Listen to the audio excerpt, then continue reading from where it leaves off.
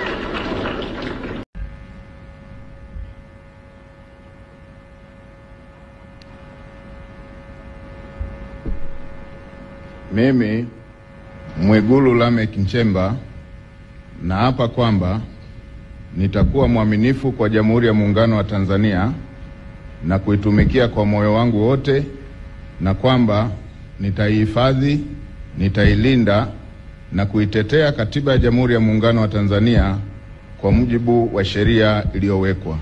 Ewe Mwenyezi Mungu nisaidie. Mimi Mwigulu Lameck Nchemba naapa kwamba nitaitumikia vema na kwa moyo thabiti Jamhuri ya Muungano wa Tanzania katika kazi zangu za waziri mkuu, na kwa wakati wote nitamshauri kwa hekima na uaminifu Rais wa Jamhuri ya Muungano wa Tanzania, na kwa vyovyote vile sitatoa siri za baraza la mawaziri. Ewe Mwenyezi Mungu nisaidie. Mimi Mwigulu Lameck Nchemba naapa kwamba katika kutekeleza madaraka niliyopewa kwa mujibu wa Katiba ya Jamhuri ya Muungano wa Tanzania, nitatetea na kudumisha umoja wa Jamhuri ya Muungano wa Tanzania kwa mujibu wa Katiba ya Jamhuri ya Muungano wa Tanzania. Ewe Mwenyezi Mungu nisaidie.